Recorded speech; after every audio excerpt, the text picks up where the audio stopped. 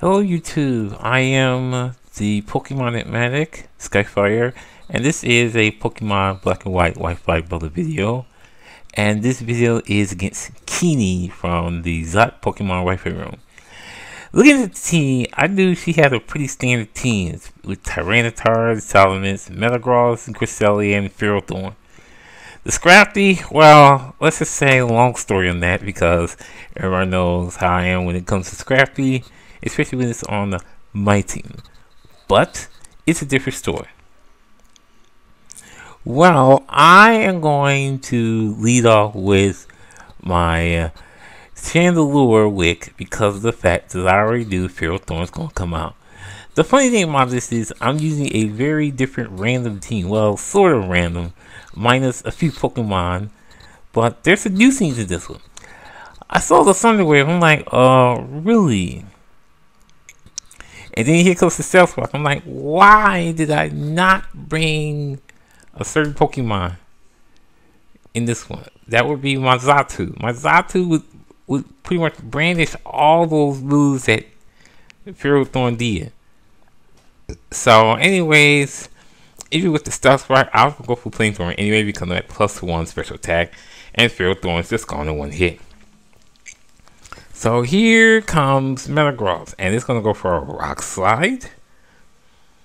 Well, I found that interesting, and I live still with 45 HP. Well, I am going to go ahead and do another stab, +1 Flamethrower. And with all the special attack that Chandelure has, that's another one-hit KO. On Metagross, that is. So already, a paralyzed Chandelure is already running two good ones. So here comes Scrafty. Well, that's the Scrafty I was looking for. I was hoping for a burn after the crunch, but that didn't happen. The crunch will pretty much take down the Wick Road. And speaking of Moxie, yeah, I know about Moxie. Moxie is now going the other way.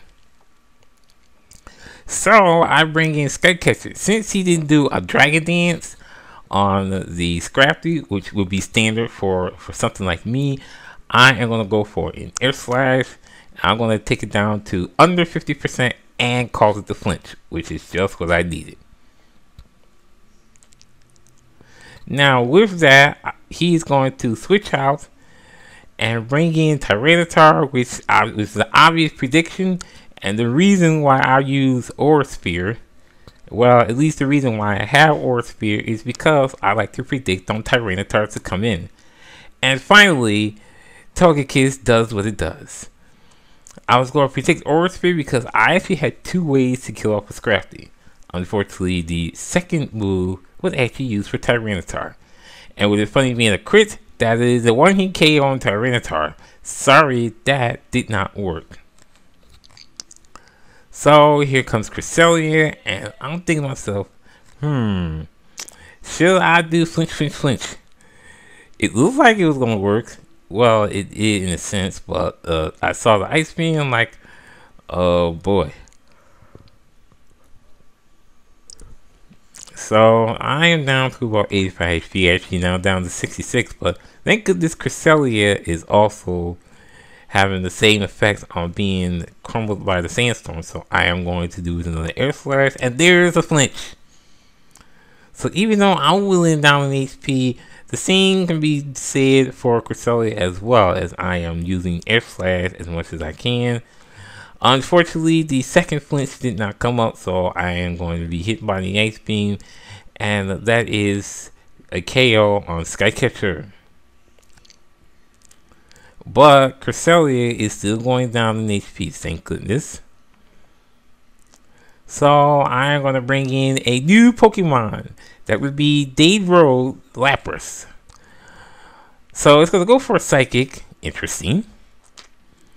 And I wasn't going to worry. I'm still about half.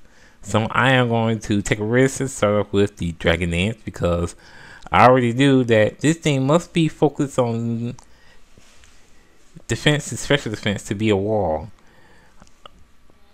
So it's already at red, and I'm already at +1.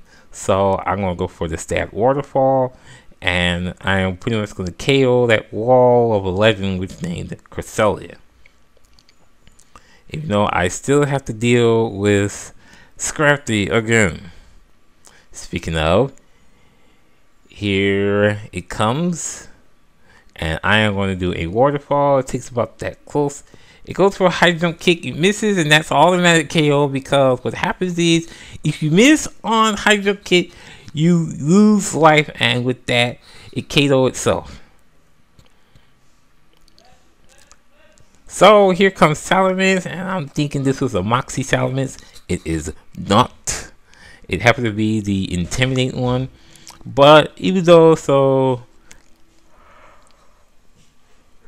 either way it goes, I'm gonna get an Ice Shard off, and it's gonna take it down to about half, and it's gonna go for an Outrage, and at least for the most part, Lapras did pretty good to take Cresselia and Scrafty out. So good job to Dade. There. Now, I still was thinking it was going to be under half after the Sandstorm, but I didn't know it had leftovers. So my goal against Salamence was to take it down to where it could not do anything else. Even if Pachirisu, which is my Lily, which is what I brought in, was going to be KO, I was still going to approach myself to at least get a Thunder Wave off it, so it'd be paralyzed, which is what I did. Which is funny because Lily is actually faster than Salamence, so it must be adamant or something like that. So with that in mind, I'm gonna bring in my Luxray Carpenter. It's already locked on Outrage, so it can't use Earthquake. And I'm floating in the air with my air balloon, which is to prevent Earthquake anyway.